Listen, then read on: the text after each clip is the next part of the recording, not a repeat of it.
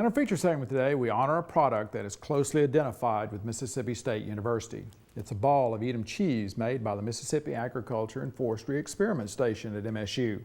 This year, MSU is celebrating 75 years of Edam cheese production. There was a time when the demand far outstripped supply, and that still happens around Christmas when it's a prized gift. This week and next week, we'll air a two-part video on the 75th anniversary made by Brian Utley of the Office of Agricultural Communications here at MSU. We'll tell you how you can get your Edam cheese after the story.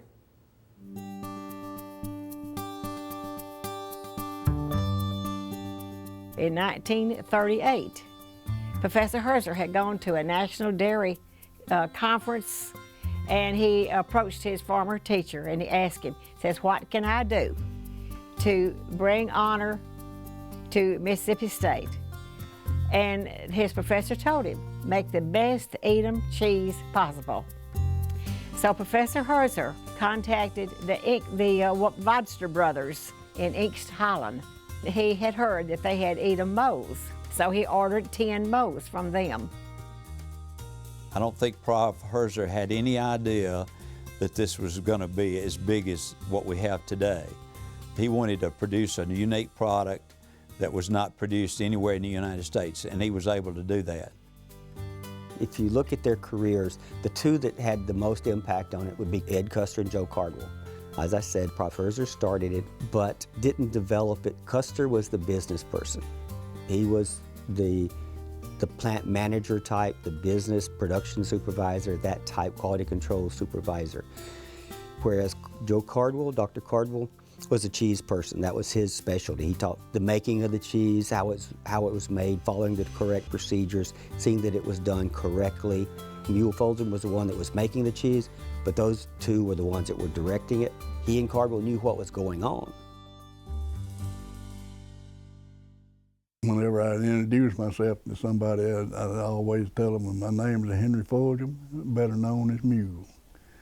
And the reason I got into the cheese making is because of Tom Owsley. He taught me into coming out here and then taught me how to make the cheese.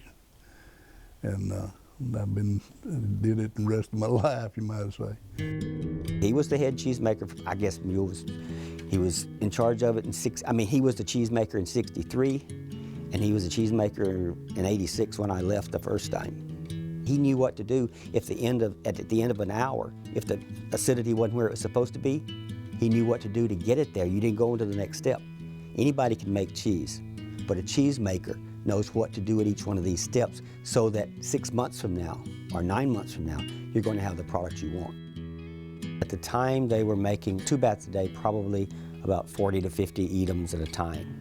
So we had a very limited production, and it was during those times, it was very, very status quo to get on the list to be able to buy your cheese. Not everybody could get it. A lot of people didn't stand a chance of getting it. People would come in just begging and carrying on for the cheese, you know. And we'd have to hold it on order. The ones that had orders would hold it till the 15th of December. And if anybody hadn't come by to pick it up by that time, we'd let it first come, first serve. And the 15th, that morning, there'd be people standing in line at the door. This is a story that goes back when they only had a very limited amount of cheese, and you literally had to get your name on the list. Tom Owsley, who was the manager at that time, was out of town, and he told Mule, said, "Now, if anybody called over here and wants some cheese, if they don't have an order..." Nobody gets any cheese.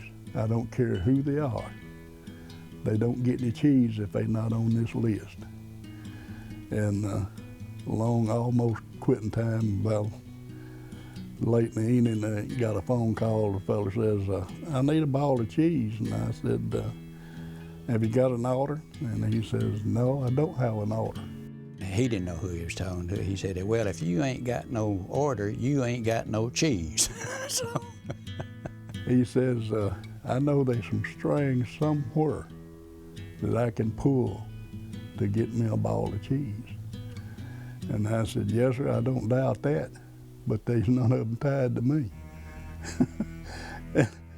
And he got mad, Lord, he got mad. He said, I'm T.K. Martin, one of the deans. I didn't know who he was. You know, I didn't know T.K. Martin from nobody. But I couldn't help him because I had my orders and I was going to follow them, you know. If we were sold out and they couldn't get an order, that, you know, they had a mother that was dying and that's all she wanted was the Edam cheese. And some of it probably was correct, but you could, you know, catch on sometime when they were kind of fibbing a little bit. But, and we had some who would get a divorce that had permanent orders. Those cheese orders was part of the divorce agreement, who got their cheese order. When we moved from the University Florist location over to Herzer back in the 70s, well, we were able to expand production. It seems like the more we produced through the years, the greater the demand has been. We've been able to use the profit from the university cheese operation to upgrade facilities, to support scholarships, to support a lot of public relations activities.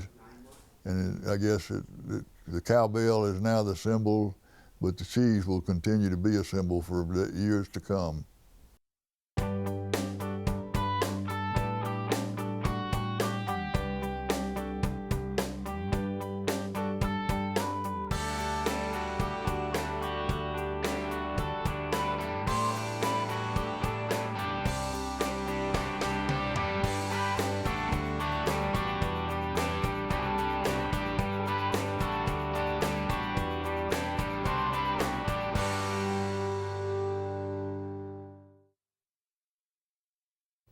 Go to our Farm Week website, Facebook page, or YouTube if you'd like to see this story again on Mississippi State University's Edam cheese.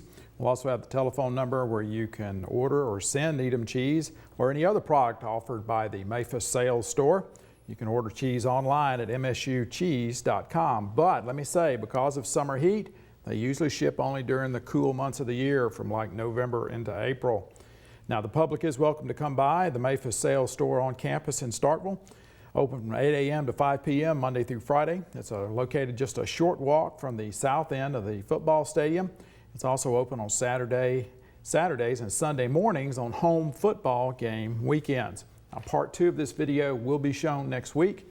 You see that's a 3-pound Edam ball that you see in this picture, and then this right here is one of the original teak molds that Professor Herzer brought over from Holland just before the war broke out, World War II.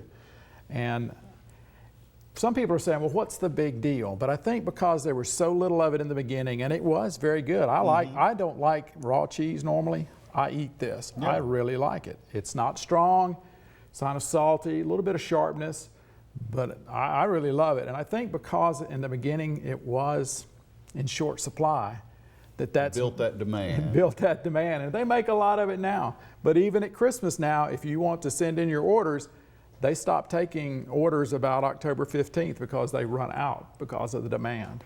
And the other thing unique about this, it's actually made using milk from the university's own dairy herd. So it's totally an MSU product. So tune in next week for the rest.